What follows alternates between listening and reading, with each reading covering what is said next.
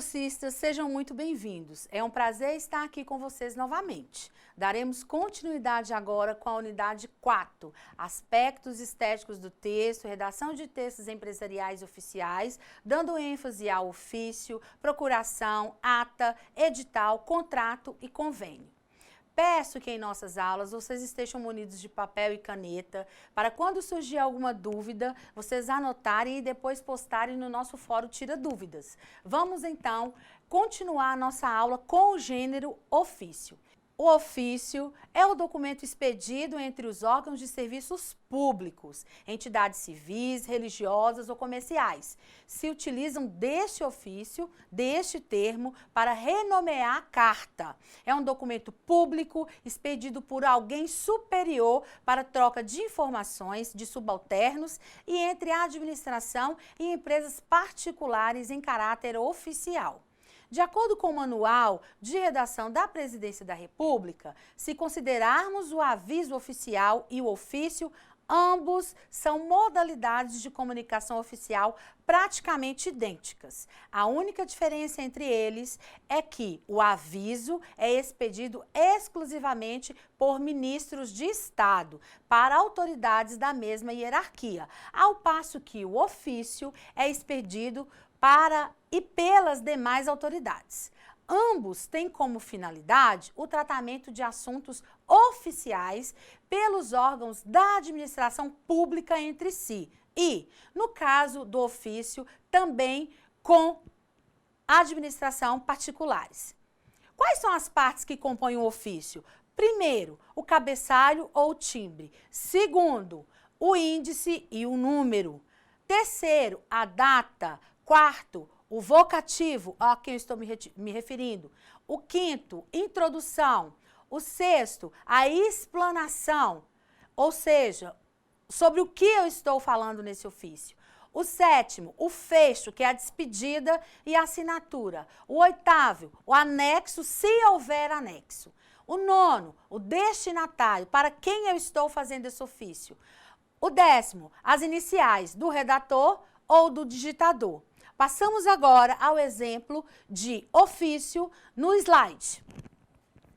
Primeiro, o lugar de onde nós estamos fazendo, né, o nosso ofício, que é lá da Prefeitura de Manaus, o número do ofício, o ano, né, o dia, bem como o ano, o assunto, que é de que nós vamos tratar nesse ofício, lá o que nós chamamos de vocativo ou os pronomes de tratamento, na qual eu estou usando para fazer essa referência.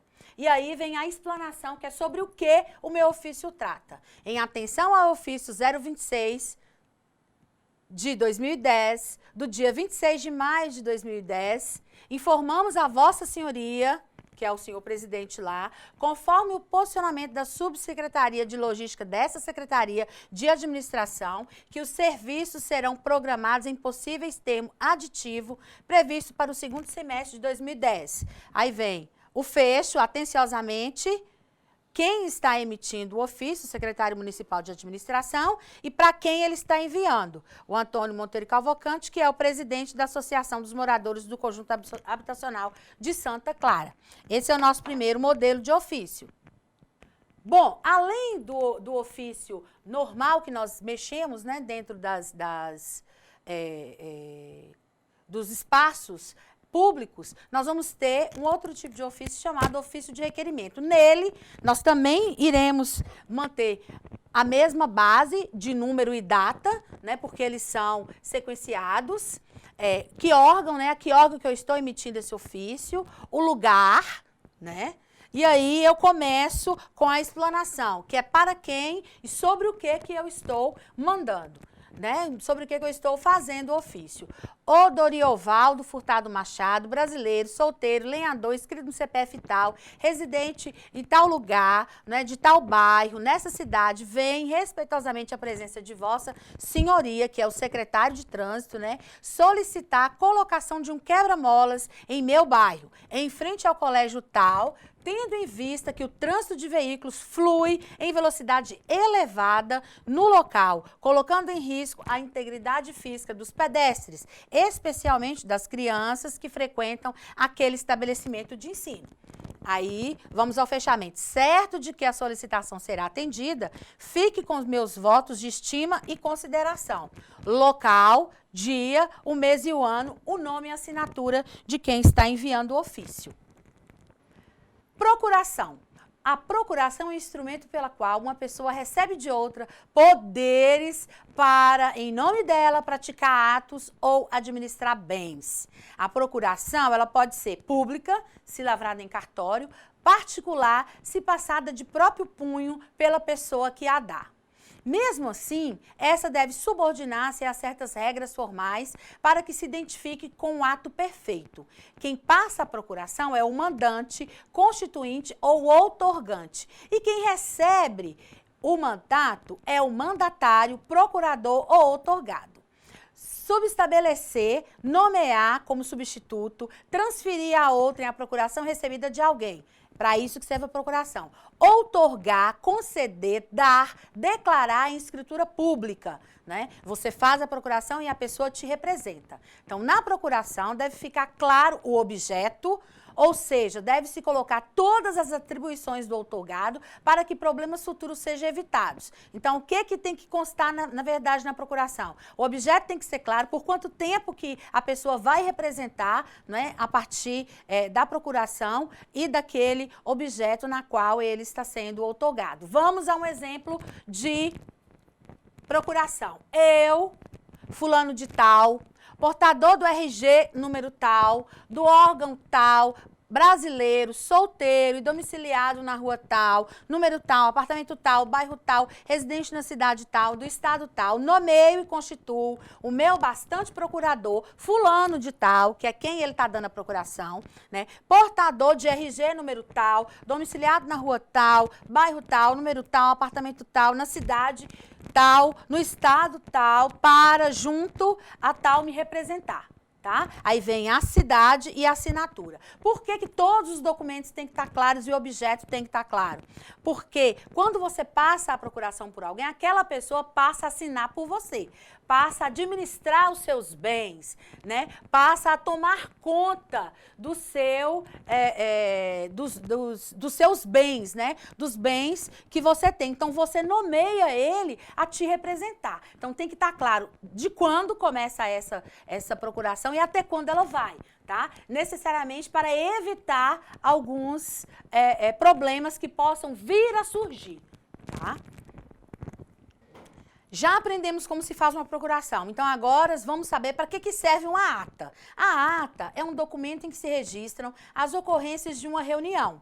Qualquer reunião que seja, ela é o ato mais importante de registro das falas que ocorreram nesta reunião. Ela pode ser manuscrita em um livro próprio ou digitada em folhas numeradas. Todas as folhas devem ser rubricadas pelos participantes e pelo presidente da reunião. É importante que se saiba da obrigatoriedade da assinatura do secretário, do presidente e dos demais participantes da reunião. Assinam a ata, se for o caso. A ata, ela é um documento público. Qualquer pessoa pode ter acesso a atas de reuniões, tanto das esferas municipais, estaduais, federais e particulares. O texto da ata deve ser escrito em linhas corridas, sem rasuras e emendas. Se isso ocorrer, deve-se escrever digo, onde você errar, e em seguida grafa-se o termo exato. Exemplo, aos 17 de julho, digo, né, junho de 2016, caso você tenha trocado o mês de julho pelo mês de junho. Abra-se somente o parágrafo inicial. Não se devem utilizar números, a escrita deve ser feita por extenso. O tempo verbal a ser usado é o pretérito perfeito do indicativo, porque a ata ela é escrita a partir de algo que aconteceu. Ela está no passado, ela está no ontem. Deve-se ser objetivo. Se o secretário for nomeado no momento da reunião, deve-se usar o termo ad hoc, que significa que o secretário só o é para aquela ocasião. Se por um acaso a ata contiver um erro e este só for observado após a digitação ou término da grafia, deve-se, antes de encerrar a ata, com a assinatura do presidente da reunião, colocar a expressão em tempo, onde se lê leia-se, que aí você corrige onde você errou anteriormente. Para a ata, nós vamos ter o termo de abertura e o termo de encerramento. O termo de abertura, nós vamos colocar: este livro contém tantas folhas numeradas e rubricadas por mim, que sou secretário, e destina-se ao registro de atas da reunião, exemplo, do condomínio, da empresa, da faculdade tal, da universidade tal. Já o termo de encerramento, eu digo: eu, que sou secretário, né, secretário do condomínio tal, da empresa tal, ou da universidade tal, declaro encerrado este livro de atas, declaro encerrado a ata da reunião, tá? Então, nós vamos ver alguns modelos de ata, o formal e o informal, para a gente poder ficar mais familiarizado com esse tipo de escrita. Vamos lá, no slide. Ata da 10ª reunião da diretoria da empresa tal. Então, aqui é uma ata de uma empresa, não é, particular. Aos 19 dias do mês de outubro de 2010. Então, vejam que os números, né, que diz respeito aos dias, aos meses, né, e ao ano, eles vêm escritos por extenso, né? É obrigatoriedade, tá? As horas que iniciou a reunião, a sala em que foi iniciada, né, no lugar onde está situada essa empresa, não é? No número tal, tudo é muito descritivo. Na cidade tal, do estado tal, colocamos quem preside essa empresa, tá? Estando presentes, aí nós vamos citar as pessoas que estão presentes nessa reunião, que é fulano de tal, mais fulano de tal. E aí, depois de citado, todo e descrito, todo o processo de dia, mês e ano, lugar, né, empresa, estado, cidade, nós vamos começar a escrita da ata pela presidente, por quem está presidindo a reunião.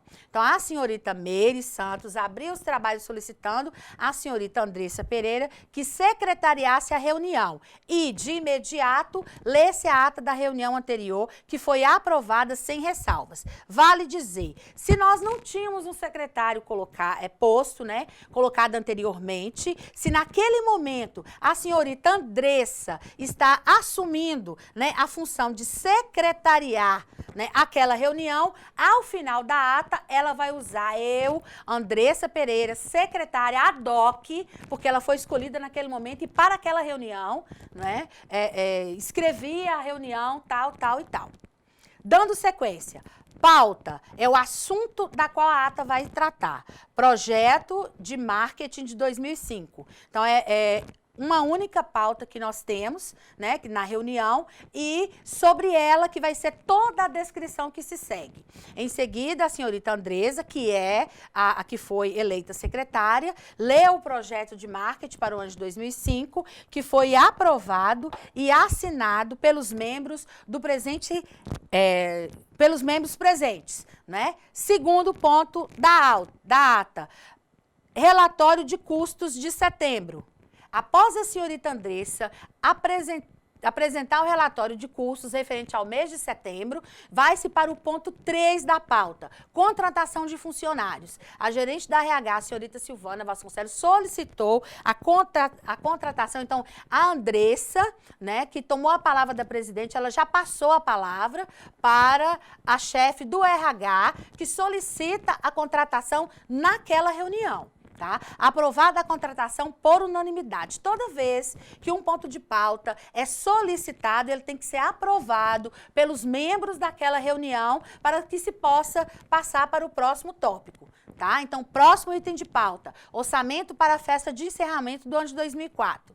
A senhorita Maria Lúcia apresentou o orçamento para a realização da festa de fim de ano, que será no dia 18 de dezembro de 2004, no restaurante tal, em Santa Felicidade. O orçamento foi aprovado e assinado pelos membros presentes, né? Novamente foi colocado o item de pauta, que foi apresentado em avaliação, e aí ele foi avaliado e aprovado pelos membros presentes. Aqueles que não estão presentes nem assinam a ata e muito menos participam da eleição. Sendo assim, nós já estamos começando a a mostrar o fecho da carta, né? Da ata, sendo assim, e nada mais havendo a tratar, eu já estou encerrando, foi encerrada a reunião. Eu, Andressa, secretária ad hoc, porque ela foi eleita somente para essa reunião, lavrei a presente ata, que após de lida e aprovada, será assinada por todos os presentes. Todos os presentes nessa reunião são obrigados a assinar para a ata ter validade. Curitiba, que é a cidade, 19 de outubro, que é o dia em que aconteceu, e o ano, tá? E aí seguem assinaturas. Lembrando que a ata não tem espaço, né? Ela é seguida dentro do espaçamento simples e não existe paragrafação. Seguindo, vamos agora a um modelo de ata informal. Ata da reunião da diretoria do reality, ata número tal, sempre tem que constar o número da ata, o dia e o ano e o horário, o local em que se realizou a reunião, tá? O presidente e as pessoas que estavam presentes na reunião. Pauta e deliberações. Apresentação do projeto para o jornal informativo. O modelo apresentado ficou sob a responsabilidade de Mara Lúcia. 2. Compra de 2 computadores. A senhora Carmen solicitou a compra de 2 computadores para o setor de marketing e outro para recepção. Aprovada a compra, sempre que é solicitado, como eu já disse, na ata formal, né, na informal da mesma forma. Quando é solicitado algo, tem que ser colocado em aprovação e aí consta a aprovação ou não na ata. No caso aqui, a aprovação da compra foi aprovada, né, dos 2 equipamentos. A compra será feita pelo setor do CPD através de 3 orçamentos. Isso tem que estar claro de como vai ser o processo, né, de utilização do dinheiro, né, para o financeiro poder se programar. O encerramento da ata, 11h30 do dia tal e tal. Verifiquem que a diferença da ata formal para a ata informal é que na ata informal nós não temos, né, números e nem horários escritos. Nós temos tudo por extenso. Aqui no caso, como a ata ela é informal, nós podemos deixar, não é, os numerais escritos de maneira original, né, em forma de números mesmo, e não por extenso. Agora, passaremos para o gênero edital, que é muito utilizado em ambientes administrativos, públicos e particulares. Esta comunicação, ela tem a finalidade de convocar, avisar ou informar. Deve ser fixado em local visível e publicados em jornais de grande circulação, pois se trata de um documento cujo teor não se pode desconhecer. O edital ele pode ser dividido em edital de concorrência, edital de concurso, edital de convocação, edital de leilão. Então, como é que um edital ele é feito? Para nós, aqui nós vamos dar o exemplo de um edital de convocação, mas eu gostaria de falar para vocês também sobre o edital de concurso, que ele é publicado na internet. Nele traz todas as questões sobre o edital de leilão, sobre o edital de convocação e a partir dessas questões específicas do edital, que vocês vão ver que são extensas, requer um uso laboral da língua portuguesa, requer questões que vão ir para o lugar jurídico, né? Porque o edital ele pode ser contestado quando eles barrem algumas leis, né, que podem ser esquecidas ou extrapoladas no momento em que se faz um edital. Então, tem que ter muito cuidado ao fazer o edital. E por que eu estou dizendo isso para vocês? Porque o edital será uma das atividades avaliativas que vocês irão fazer na nossa aula. Então, prestem atenção em como, né, que nós vamos fazer um edital de convocação, aqui de convocação de uma assembleia, tá? E, a partir desse exemplo, vocês irão produzir, né, na atividade específica, um edital para ser avaliado na nossa aula, tá? Então, vamos ao slide. Um edital de convocação. Primeiro, nós vamos colocar esse edital de convocação aqui, que ele é ordinário, ou seja, ele está sendo feito nesse momento, né, para convocar a eleição da diretoria da APAI de tal cidade, bem como poderia ser da diretoria de qualquer outra empresa, porque o edital a gente pode adaptar, né, as necessidades que a gente tem. Então, aí dá a PAI de tal lugar, não é? A PAI, exemplo, de Montes Claros, com sede nessa cidade, na rua tal, no número tal, no bairro tal, através de sua diretoria executiva, devidamente representada pelo seu presidente, fulano de tal, convoca, é um edital de convocação. Lembrem-se da convocação, não é um convite. Na convocação, os membros que são convocados, eles são obrigados a participar da reunião, eles são obrigados a participar da assembleia. Através do presente edital, todos os associados contribuintes, né? Isso aí é importante porque eles têm um público na qual eles estão convocando para esse edital de eleição, né? E pais de alunos da PAI para a Assembleia Geral Ordinária que será realizada na sede da PAI, tal horas, do dia tal, tá? Do mês tal, com a seguinte ordem do dia. Primeiro, apreciação e aprovação do relatório de atividades da gestão 2005-2007, apreciação e aprovação das contas dos exercícios de 2005 e 2007 para parecer do Conselho Fiscal.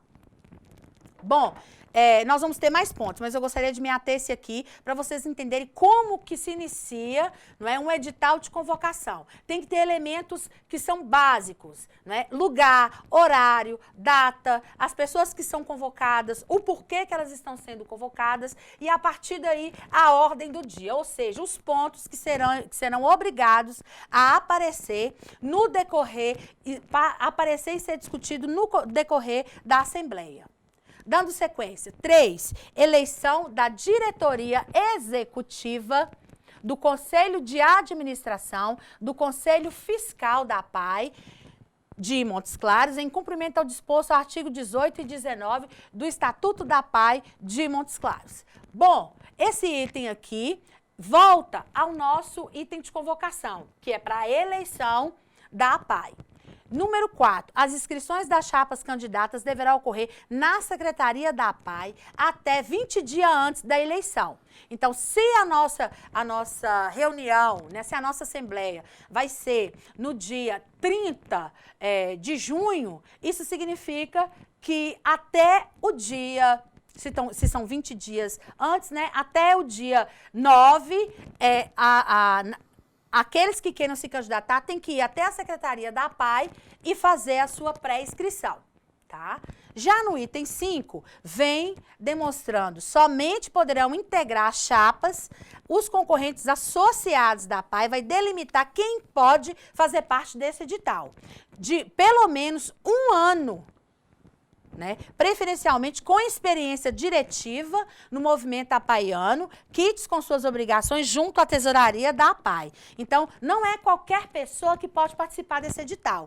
Pode participar desse edital as pessoas, né, que são associados da APAI. Isso tem que estar claro. Se você não é associado, se você não participa, você não pode concorrer. E esse associado, ele tem que ter pelo menos 1 ano, tá, de experiência em questões diretivas, né? Em direção para poder se candidatar. Bom, dando sequência, nós vamos ter, é vedada a participação de funcionário da APAI na diretoria executiva, conselho de administração e conselho fiscal, ainda que cedidos ou com vínculo empregatício direto ou indireto. Então, quem é funcionário da APAI não pode participar de nenhum desses conselhos e nem da diretoria. Tá? Se está expresso no edital, aquelas pessoas que vão participar, elas vão, na verdade, se ter, né, e se manter de acordo com os itens do edital. Se elas estão concordando, elas participam. Se você não concorda, não participa. A Assembleia Geral instalar-se-á em primeira convocação às... Exemplo, 17 horas, com a presença da maioria dos associados e em segunda convocação com qualquer número. Meia hora depois, não exigindo a lei quórum especial. Vale ressaltar que a primeira convocação, quando se trata aqui de primeira convocação, às 17 horas, às 17 horas tem que ter a presença da maioria dos associados. Se eu tenho 50, a maioria deles seria 50% mais 1. tá? Que seria em torno de 26, né? Se tiver acima de 26 associados, a reunião começa. Se não, nós vamos ter uma segunda convocação, meia hora depois, então. Se a primeira foi às 17 horas, a segunda será às 17h30. Tá? Meia hora depois, não exigindo a lei do quórum. Então, se tiver lá 10, 15, 20, vai acontecer a reunião a partir dessa segunda convocação. Aprendido o que é o edital, agora nós vamos estudar o gênero contrato. O contrato é o documento por meio do qual se estabelece acordo entre pessoas ou entidades. A partir de um contrato, existe algum direito ou obrigação entre as partes interessadas. Quando se faz um contrato? Quando da compra e venda de bilhetes de loteria ou passagem, em caso de matrícula em instituição de ensino, casamento, prestação de serviço, compra e venda em geral, locações, etc. O que deve constar em um contrato? O que gerou a negociação?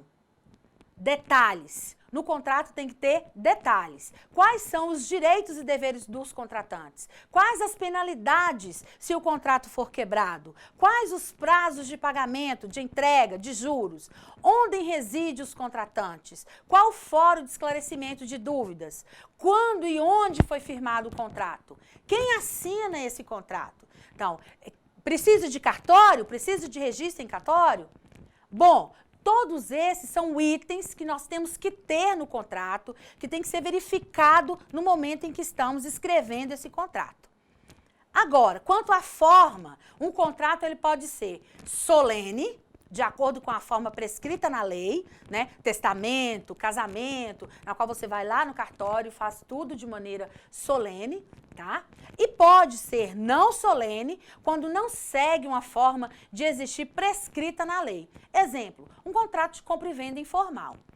Quanto ao modo de existir, o contrato ele pode ser principal, não depende de outro para existir, né? Exemplo, um contrato de locação, eu vou ali alugar uma casa, então eu não preciso de outra coisa para poder alugar. Então, o contrato de locação, ele já é todo, né? E por si, já corresponde ao que eu quero.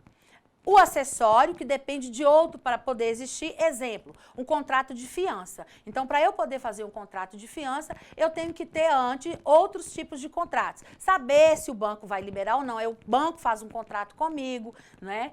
Saber se aquela pessoa, ela pode ou não, se ela está ou não envolvida em alguma questão específica. Então, isso vai aparecer de maneira bem clara para a gente no momento em que a gente está escrevendo o contrato em si. Só um minuto. Quanto à natureza, um contrato pode ser gratuito ou unilateral. Quando a despesa acontece somente para um dos contratantes. Exemplo, doação, empréstimo, pode ser também oneroso ou bilateral. Quando gera gasto para ambas as partes. Exemplo, compra de um imóvel. Para a gente olhar as características do contrato, para que ele serve, quem vai estar participando, nós vamos agora a um exemplo de como se escrever um contrato. Bom, primeiramente, um contrato de prestação de serviço profissional.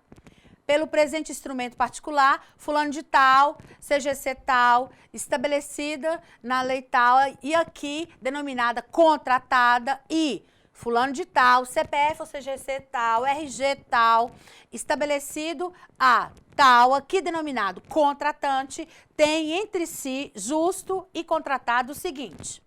Primeiro, o objeto do contrato. Vamos lá. Tem que estar claro, né, qual é o objeto daquele contrato que está sendo feito. O presente contrato tem como objeto a formulação do conjunto de páginas eletrônicas e gráficas, aqui denominada simplesmente por site ou homepage, para uso exclusivo na internet, com referência institucionais da contratante, demonstrando seus produtos, serviços e tecnologia, também inclusa a prestação de serviço referente à manutenção deste site. Então, aqui nós estamos começando o contrato entre partes, tem que deixar claro o que é o contrato, o que vai ser feito, qual que é o objeto desse contrato e o que vai se oferecer para quem está contratando aquele serviço. das obrigações da contratada. A contratada se obriga a desenvolver o objeto deste contrato da maneira mais adequada e dinâmica, dando ênfase à marca e à qualidade dos produtos e serviços da contratante. Faz parte ainda os seguintes serviços a serem executados pela contratada. Então, aquela pessoa que está oferecendo vai fazer a elaboração do projeto gráfico e fluxo das informações, a programação das páginas em HTML, a programação das páginas em ASP, a programação dos bancos de dados necessários para que esse site exista, a manutenção, e isso é importante, porque o que está no contrato tem que ser cumprido, do site, assim que as partes acharem necessárias. Bom, aí aqui nós vamos estabelecendo, né, o que é obrigação e a partir dessa obrigação nós vamos criando ela entre contratada e contratante. Das obrigações do contratante, ficará sob a responsabilidade do contratante a entrega de todo o material necessário para a execução dos trabalhos. Então, o contratante ele tem que dar, né, todo o material para que a empresa contratada possa executar, né, o trabalho. Assim como fotos e imagens que vão compor o site, os textos descritivos e o logotipo. O contratante deverá efetuar corretamente os pagamentos à contratada, né, segundo o item 5. Muito bem, então, estudado a questão do contrato, nós agora vamos passar para o gênero convênio, que também vai ser importante, porque vai constar na nossa aula e na nossa atividade principal.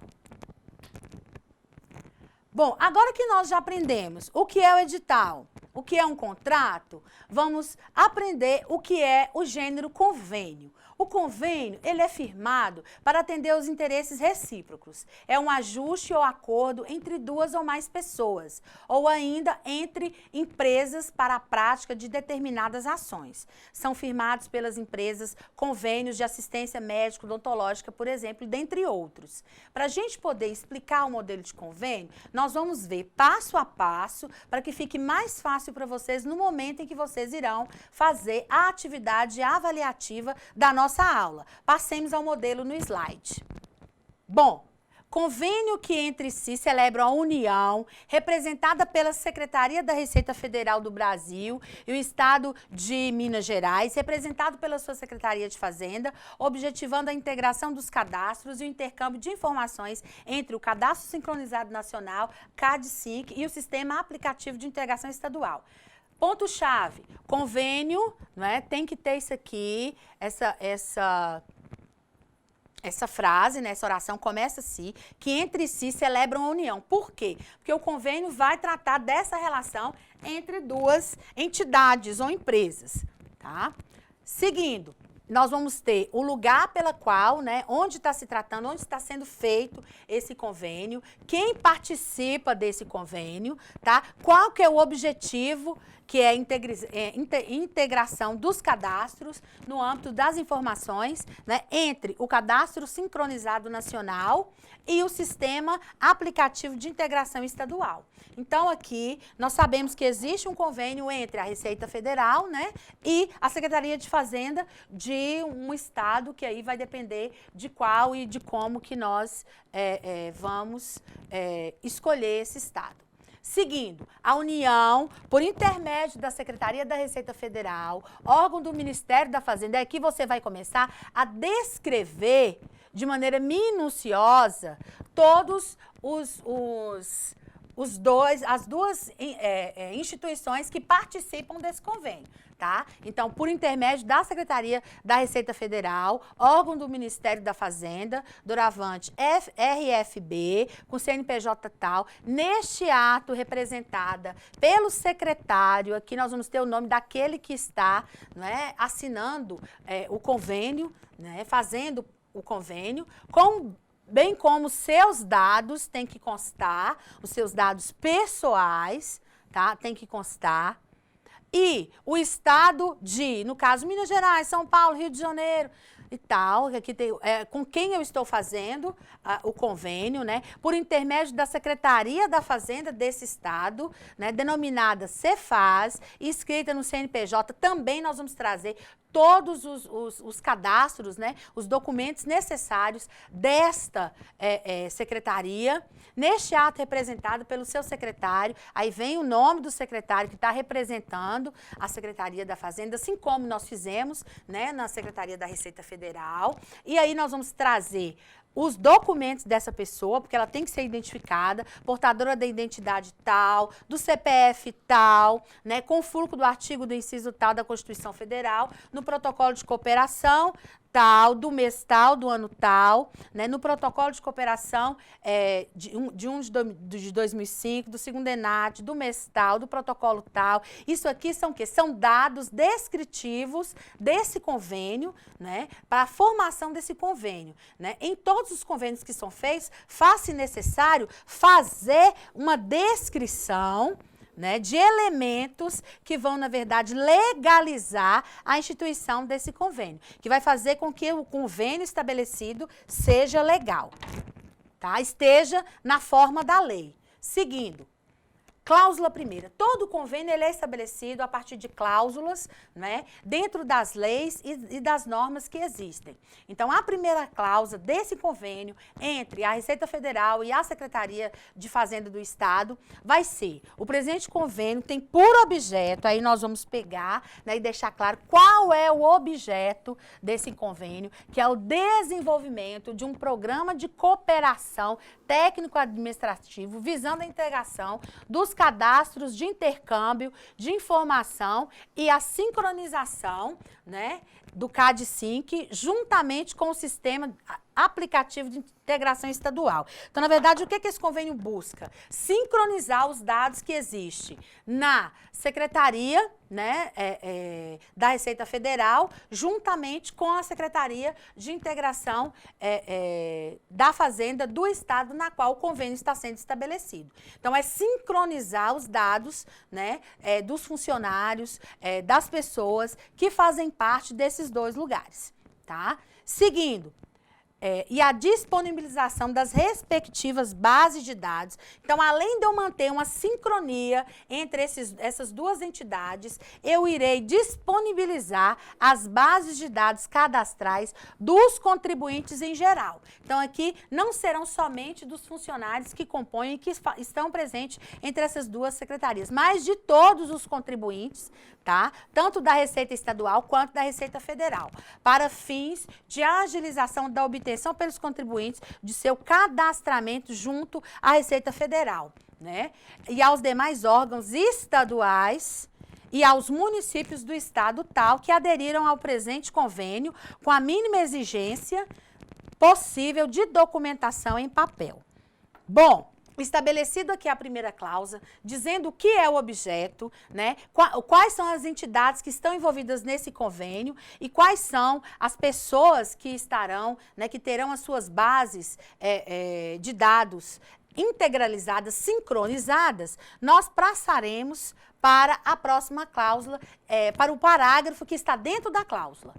O Programa de Cooperação Técnico-Administrativo compreenderá o aperfeiçoamento, a organização e a uniformização de procedimentos de coleta para tratamento e armazenamento de dados cadastrais. Então, os dados de todos os contribuintes, né, da Receita Estadual e da Receita Federal, né, eles serão sincronizados e a partir dessa sincronização, esse convênio, tá, ele vai proporcionar um ambiente de cooperação entre as duas entidades e, a partir disso aí, nós vamos ter dados que serão aperfeiçoados, organizados e uma uniformização desses procedimentos de coleta, o que facilitará, né, a agilidade entre essas duas entidades. No parágrafo 2º, nós vamos ter as EFAS, que é a Secretaria da Fazenda, e os demais órgãos estaduais e os municípios que aderirem ao presente convênio no âmbito do programa adotarão um número de inscrição de CNPJ como identificador cadastral. Então, as secretarias de estados e os municípios que aderirem a esse programa, que está sendo oferecido, né, para manter, né, a sincronização dos dados dos contribuintes, eles terão um CNPJ e, a partir desse CNPJ, que eles serão identificados dentro do cadastro. Parágrafo 3º. Para a consecução dos objetivos previstos nesta cláusula, os convenentes e os partícipes que aderirem ao presente convênio manterão independentes suas bases de dados cadastrais, observando o sincronismo das informações. Então, apesar da gente ter essa sincronia, eles terão as suas bases de dados, elas serão independentes, né? Elas trabalharão de forma independentes.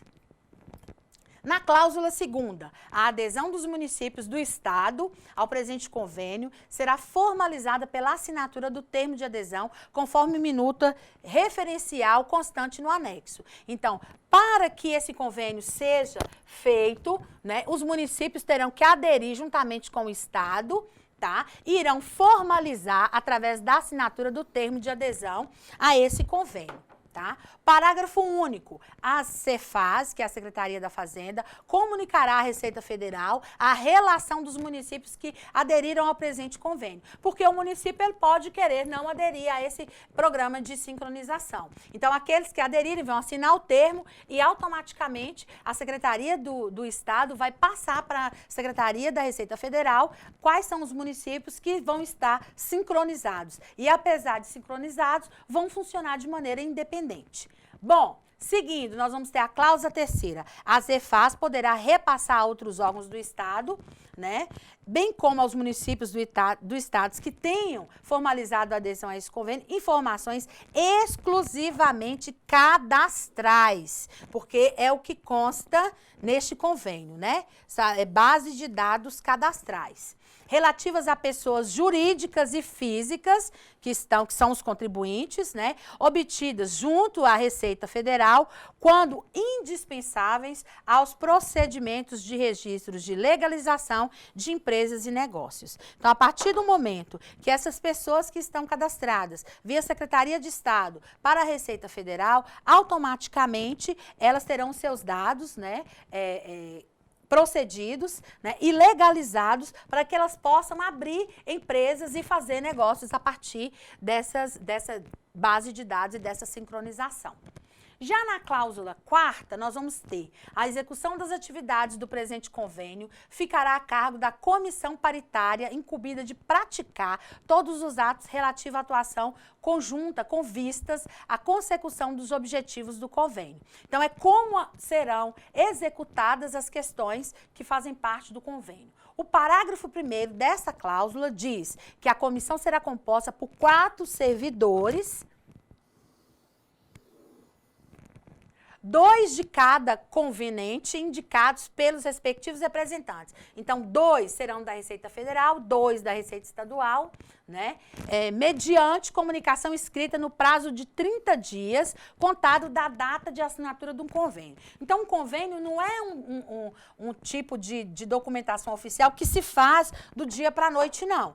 Tem prazos a ser cumpridos, prazos a serem decididos, e a partir dessas informações, nós vamos o tempo todo fazendo a construção e evitando que essa construção vá de embate com a lei. Por isso que sempre nós vamos estar reportando, né, as leis, tanto das normas da Receita Federal quanto da Receita Estadual e Municipal. No parágrafo 2º, sem prejuízo das incumbências previstas nessa cláusula, a comissão poderá propor aos representantes a adoção de um projeto técnico de sistema eletrônico, a alteração de atos legais ou normativos, alteração ou complementação dos termos do presente convênio e alteração ou implementação de procedimentos técnicos ou administrativos. Então, essa comissão que será formada, né, por esses 4 servidores, eles poderão alterar, eles poderão modificar, né, o que está presente no convênio a partir das discussões feitas dentro desta comissão. E somente a partir daí que nós poderemos ter alterações no convênio de ambas as partes. A cláusula 5ª, os convenientes e os partícipes que aderirem ao presente convênio aceitam as limitações normativas impostas pelo seu respectivo ente federativo no que concerne os atos reguladores da coleta, tratamento e armazenamento de dados cadastrais. O que é muito importante, né, gente? Porque nós sabemos que esses dados cadastrais, na verdade, traz a vida, né, financeira dos contribuintes. Na cláusula 6ª, as informações de interesse recíproco dos convenientes e partícipes que aderirem ao presente convênio serão solicitadas às respectivas prestadoras de serviço ou aos setores responsáveis que mantêm suas bases de dados, seja ela tanto na Receita Federal quanto na estadual, né, por qualquer meio ou solução adotado em comum acordo, observados os procedimentos legais e normativos para sua obtenção. Porque essa questão de dados, os dados cadastrais dos contribuintes, é muito importante, né? Tem que ter sigilo, na verdade. Na cláusula 7ª, os convenientes e os partícipes que aderirem ao presente convênio se comprometem a utilizar os dados, e isso aqui é importante, né, que lhes forem fornecidos em decorrência da execução do presente convênio somente nas atividades que, em virtude de lei, lhes compete exercer, não podendo transferi-los a terceiros, seja a título oneroso ou gratuito ou de qualquer outra forma de divulgá-lo sob pena de extinção imediata deste convênio e, além disso, sob pena de passar por um processo criminal, né? Você pegar dados de outras pessoas e vender ou passar de maneira gratuita, nós estamos cometendo um crime. Então, de maneira nenhuma nós podemos fazer isso, né? Transferir, passar os dados daquelas pessoas que nós tivemos acesso para terceiros. Bom, o parágrafo único dessa cláusula nos diz: os convenientes e os partícipes que aderirem ao convênio poderão celebrar o convênio com outros órgãos ou entidades com finalidade de assegurar a veracidade dos dados coletados, sem prejuízo da obrigação descrita nessa cláusula, né? Então, necessariamente, o celebrar convênios com outros órgãos ou entidades, né, é quando eu quero assegurar se aqueles dados que eu coletei, eles são verídicos, eles são verdadeiros, tá? Então, nesse caso, eu posso entrar em contato com outras agências de convênio, com outros órgãos, né, para ter a veracidade desses fatos. Na cláusula 8ª, aquele conveniente ou partícipe que aderir ao convênio vai se responsabilizar pela remuneração devida aos respectivos servidores designados para as atividades previstas neste convênio, bem assim pelas despesas no respectivo âmbito de atuação com desenvolvimento e implementação do projeto, que deverão correr à conta de dotações orçamentárias próprias, ficando claro que este convênio não envolverá a aplicação de recursos específicos ou ônus financeiro adicional para qualquer dos partícipes, tampouco envolverá recursos financeiros ou transferências desses recursos, né? O que nessa 8ª cláusula, na verdade, tem que conter? A remuneração, quem é que vai pagar essa remuneração, né? Como essa remuneração vai ser paga? Para poder efetivá-la, tem que ser feito o orçamento em cima, apresentar esse orçamento e sempre tomar a medida daquele que traz o custo menor. Dentro dessa cláusula, nós vamos ter o primeiro parágrafo, que cabe à Receita Federal e demais órgãos estaduais e municípios que aderirem a esse convênio, né? Eles não arcarão com os custos referentes ao acesso por qualquer meio às informações que lhes sejam disponibilizadas por outro partícipe, cabendo-nos o ônus, ou seja, né, o pagamento ao conveniente ou ao partícipe aderente que estiver na posição de fornecedor das informações. Então, aquele que está fornecendo as informações, né, que vai ter o ônus para poder pagar. Não caberá nem à Receita Federal, nem aos órgãos estaduais, muito menos aos municípios. No parágrafo 2º, a Receita Federal será responsável pelo custo da disponibilização das informações até o sistema aplicativo de integração estadual. Então, aqui caberá, né, e será da Receita Federal a responsabilidade pelo custo da disponibilização dessa informação, desses bancos de dados. Então, ela está propondo, ela que vai arcar com os custos dessas informações. Na 9ª cláusula, nós vamos ter, né, que a partir, né, o convênio presente terá vigência por prazo indeterminado, né? Se o prazo for determinado, nós temos que colocar qual é o prazo, a partir da data de sua assinatura, e poderá ser alterado por consenso e formalizado em termo aditivo, né? Por consenso é quando ambas as partes estão de acordo, e formalizado no termo aditivo é eu crio o termo, né? E vou acoplar esse termo ao convênio, ou denunciado por qualquer dos partícipes mediante comunicação escrita, reputando-se extinto 120 dias após o recebimento da comunicação. Então, e se eu receber a comunicação hoje, somente depois de 120 dias, né, que os convenientes, eles estarão completamente extintos desse convênio, né? Disso resulte ao partícipe denunciado o direito à reclamação ou indenizações pecuniárias. Então, aí, o denunciado, ele vai procurar os seus direitos, né, a partir do que diz essa cláusula.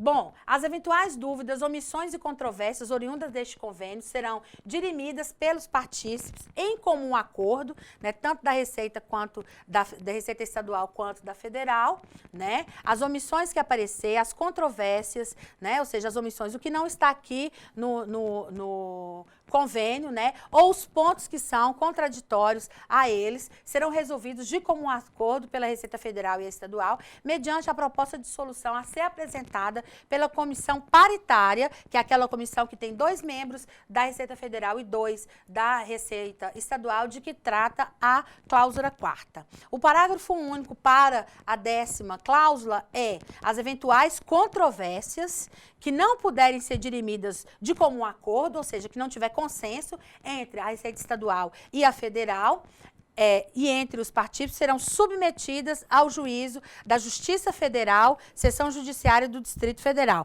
Por quê? A Receita Federal é um órgão federal e tem que ser tratado, todas as questões voltadas para ela, tem que ser tratado necessariamente a partir da Justiça Federal.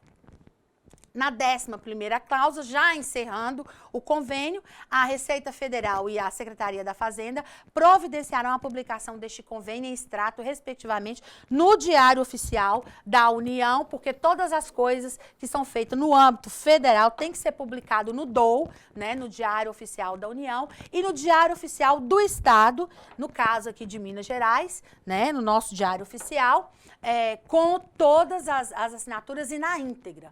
E, por estarem de acordo os partícipes, foi lavrado o presente convênio em 2 vias de igual teor, assinadas pelos respectivos representantes, destinada uma para cada conveniente, uma para a Receita Federal e outra para a Receita Estadual. Brasília, dia tal, do mês tal e do ano tal, a assinatura do secretário da Receita Federal, né, e a assinatura do secretário da Receita da Fazenda. Vem o nome das testemunhas com o seu CPF e a sua assinatura, tem que ser 2 testemunhas, não é? Para poder constar aí no convênio, né? Para ele poder ser publicado. Tudo isso sai tanto no Diário da União quanto no Diário Oficial do Estado.